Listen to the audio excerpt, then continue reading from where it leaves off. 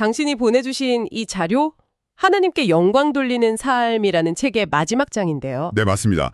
개혁주의 신앙 기초 시리즈의 최종 강의죠. 이게 어쩌면 우리 시대의 가장 근본적인 질문에 답하려는 시도 같아요. 그래서 대체 어떻게 살아야 하는가? 그렇죠. 이 자료는 그 답을 하나님께 영광을 돌리는 삶이라고 딱 제시하는데 네. 솔직히 이게 자칫하면 굉장히 공허하고 막연한 종교적 구호처럼 들릴 수 있잖아요. 네, 맞아요. 그냥 좋은 말처럼요. 네. 그래서 오늘 저희는 이 구호의 포장을 한번 벗겨내고 그 안에 담긴 구체적인 삶의 방식은 무엇인지 한번 깊이 파헤쳐 보겠습니다. 아주 좋은 시작점이네요. 이 자료는 그 거대한 질문의 답을 아주 오래된 한 문장에서 찾더라고요. 아, 웨스트민스터 소요리 문답? 네, 1문이죠. 사람의 제일 되는 목적은 하나님을 영화롭게 하고 영원토록 그를 즐거워하는 것입니다. 그런데 여기서 이 자료가 던지는 첫 번째 반전이 아주 흥미로워요. 어떤 거죠? 우리가 하나님을 더 영화롭게 만들 수는 없다는 거예요. 이미 완벽하게 영광스러운 분이라는 거죠. 자료에 나오는 비유가 재밌는데 가득 찬 양동이에는 단 한 방울의 물도 더할 수 없다고 하거든요. 그 비유가 확 와닿네요. 그러니까 우리가 하나님의 영광을 만들어 드리는 게 아니라 네, 그렇죠. 이미 존재하는 그분의 영광을 우리 삶을 통해 드러내는 통로 혹은 뭐랄까 반사판 같은 역할을 한다는 거군요. 정확합니다. 바로 그겁니다. 와, 이건 관점을 완전히 바꾸는데요. 내가 뭔가를 해서 점수를 따는 게 아니라 이미 존재하는 빛을 세상에 비추는 역할이라니 어깨의 짐이 확 내려가는 느낌입니다. 바로 그 지정입니다. 신앙을 업적 쌓기가 아니라 반사판 되기로 완전히 재정의하는 셈이죠. 네. 자료는 하나님께서 그 영광을 드러내는 방식을 크게 두 가지로 설명합니다. 창조 그 자체를 통해서 그리고 선택을 통해서요. 선택이요? 네, 특히 로마서 9장에 나오는 긍휼의 그릇과 진노의 그릇 비유를 드는데요. 어떤 사람들을 통해서는 하나님의 사랑과 은혜의 영광을, 또 다른 이들을 통해서는 그분의 거룩함과 공의의 영광을 드러내신다는 겁니다. 진노의 그릇이라는 표현은 솔직히 좀 불편하게 들릴 수도 있을 것 같아요. 네, 그렇죠. 마치 모든 운명이 그냥 정해져 있는 것처럼 느껴지니까요. 이 부분은 뒤에서 좀 더 다뤄보면 좋겠네요. 네, 그게 좋겠습니다. 일단은 하나님께서 이미 우리 삶의 모든 과정, 그러니까 과거, 현재, 미래를 통해 스스로 영광을 받으신다는 개념으로 이해하면 될까요? 정확합니다. 이 자료는 그걸 신앙 용어로 사용해서 설명하는데 칭의, 성화, 영화라는 세 단어예요. 아, 그 세 단어요? 네, 이게 마치 한 사람의 인생 타임라인 같거든요. 칭의는 법정에서 무죄, 땅땅땅 선고를 받은 것과 같고 네. 성화는 그날부터 평생에 걸쳐 건강한 삶의 방식을 배워나가는 재활 과정, 그리고 영화는 마침내 모든 상처가 사라지고 완전한 모습으로 회복되는 졸업식 같은 거죠. 와, 비유가 정말 귀에 쏙쏙 들어오네요. 하나님은 이 모든 과정 전체를 통해 영광을 받으신다는 게 이 자료의 설명입니다. 우리는 그저 은혜로 이 사실을 깨닫고 우리의 찬양과 예배, 그리고 순종하는 삶으로 그 영광의 퍼레이드에 동참하도록 초대받았을 뿐이라는 거고요. 알겠습니다. 삶의 목적이 영광을 만드는 것이 아니라 영광에 동참하는 것이다. 네. 자, 그럼 여기서부터 이야기가 아주 구체적이고 실천적인 방향으로 흘러갑니다. 자료에 그분의 영광을 위해 살아야 한다는 문장이 나오면서 그 무대가 교회가 아니라 바로 우리의 일상이라고 지목하거든요. 맞아요. 직장, 가정, 심지어 동호회 활동까지. 네덜란드의 총리였던 아브라함 카이퍼의 말이 정말 강력하게 다가왔습니다. 인간 삶의 모든 영역에서 만물의 주이신 그리스도께서 내 것이다 라고 외치지 않는 곳은 단 한 평도 없다. 그 유명한 말이죠. 저는 이 문장을 읽고 잠시 멈칫했어요. 이게 무슨 뜻이냐면 제가 지금 잡고 있는 이 펜, 주변의 모든 게 다르게 보이기 시작하는데요. 그게 바로 개혁주의 신앙이 세상을 바라보는 관점의 핵심입니다. 자료는 오늘날 많은 기독교인들이 두 가지 극단에 빠지기 쉽다고 지적해요. 두 가지 극단이요? 하나는 세상의 유행을 무작정 흉내내는 것이고 다른 하나는 세상이 두려워서 아예 담을 쌓고 우리끼리만 통하는 기독교 하위 문화를 만드는 거죠. 네. 둘 다 주관에서 본 것 같아요. 하지만 종교개혁자들은 다른 길을 걸었습니다. 루터가 말한 코람 데오, 즉 하나님 앞에서나 칼빈이 말한 네고티움 쿰 데오, 하나님과 함께하는 일 같은 표현들은요. 네. 전부 세상 속에서 하나님의 주권을 인정하며 살겠다는 선언이었습니다. 세상에 속하지는 않지만 세상 안에 머무는 삶. 잠깐만요. 이 지점에서 자료가 문화명령과 지상명령이라는 두 가지 개념을 가져오는데 이게 좀 헷갈릴 수 있겠는데요? 그렇죠. 어떻게 다른 건지? 네. 하나는 세상 속에서 좋은 문화를 만들라는 것처럼 들리고 다른 하나는 세상 사람들을 교회로 데려오라는 것처럼 들리거든요. 이 자료는 이 둘의 관계를 어떻게 설명하고 있나요? 서로 충돌하진 않나요? 아주 중요한 질문입니다. 자료에 따르면 이 둘은 동전의 양면과 같아요. 아, 동전의 양면. 지상명령은 타락한 세상에 구원의 복음이 반드시 필요하다는 것을 선포하는 역할이죠. 동시에 문화명령은 그 세상 속에서 하나님의 창조 질서가 얼마나 선하고 아름다운지를 우리의 삶으로, 우리의 일로 증명해 보이는 역할입니다. 그렇군요. 그래서 개혁주의 신앙은 세상을 무조건 부정하며 도망치지도 않고 반대로 세상의 타락한 모습을 잊은 채 무비판적으로 따라가지도 않습니다. 선하게 창조된 이 세계를 긍정하되 여전히 죄의 영향력 아래에 있음을 직시하고 바로 그 한복판에서 이곳의 주인은 하나님이시다라고 선포하며 살아가는 것. 그것이 이 자료가 말하는 개혁주의적 삶의 방식입니다. 그렇군요. 세상 속에서 도망자나 모방꾼이 아니라 하나님의 대사처럼 살라는 이야기네요. 네, 아주 좋은 표현입니다. 알겠습니다.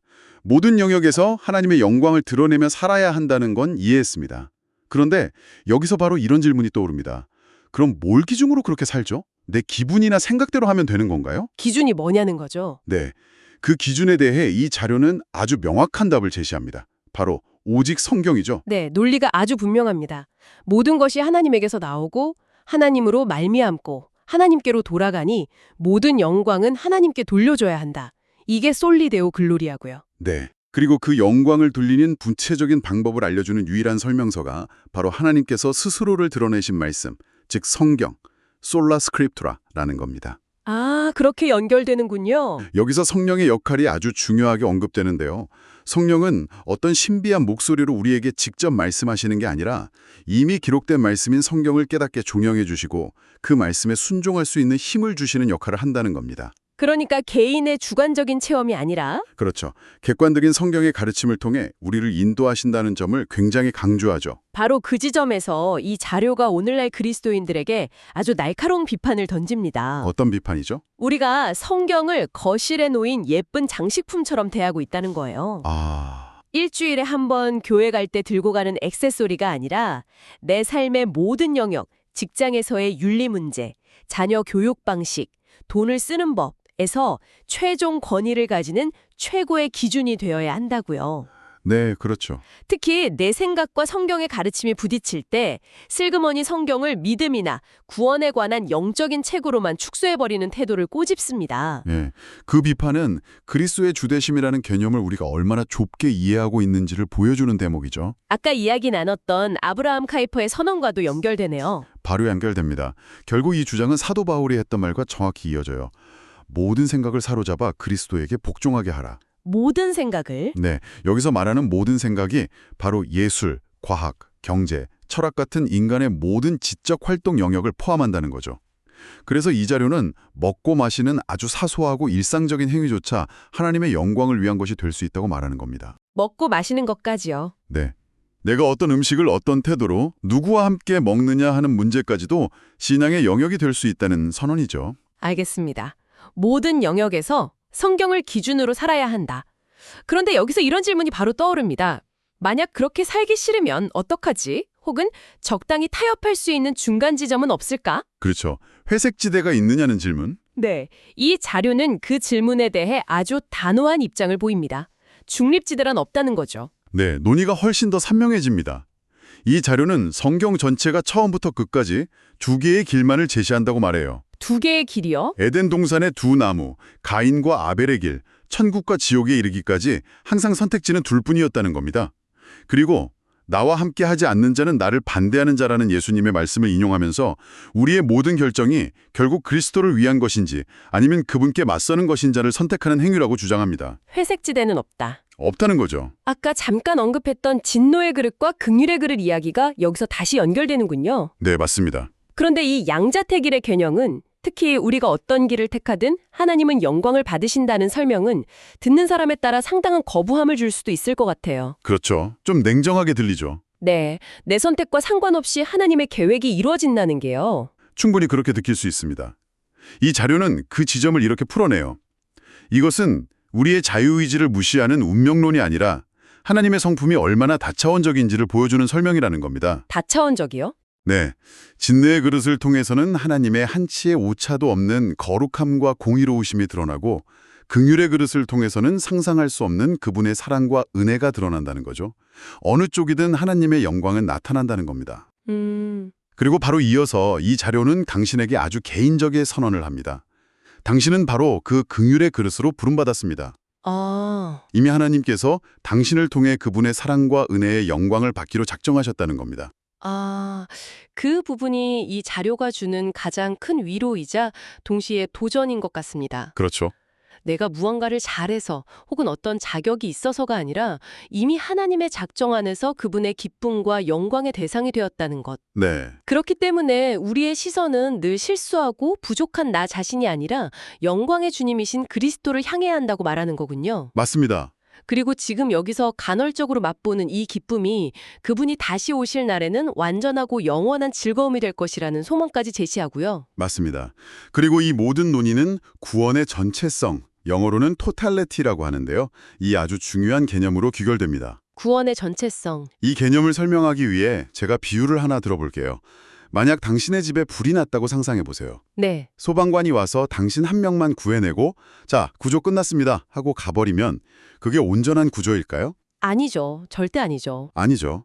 불을 완전히 끄고 유독가스를 빼고 무너진 벽을 다시 세워서 집 전체가 다시 살 수 있는 공간이 되어야 진짜 구조인 것처럼 구원도 내 영혼 하나만 천국에 보내는 티켓이 아니라는 겁니다. 죄로 인해 망가졌던 내 삶의 모든 영역, 나의 가치관, 인간관계, 직업, 재정관을 전부 회복시키는 총체적인 작업이라는 게 이 자료의 핵심입니다. 그 비유 덕분에 구원의 전체성이라는 말이 완전히 이해가 되네요. 다행입니다. 그러니까 죄가 내 삶의 모든 부분에 영향을 미쳤듯이 전적 타락이죠.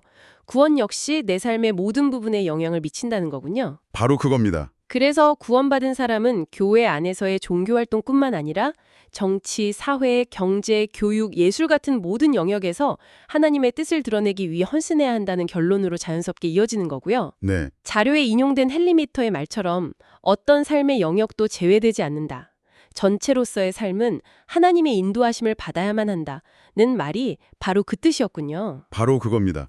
그래서 이 자료는 마지막에 프란시스 셰퍼의 아주 유명한 질문을 던지면서 끝을 맺습니다. 그러면 우리는 어떻게 살 것인가? 네, How should we then live? 이 질문은 단순히 당신의 개인적인 경건 생활을 어떻게 할 것인지를 묻는 게 아니에요.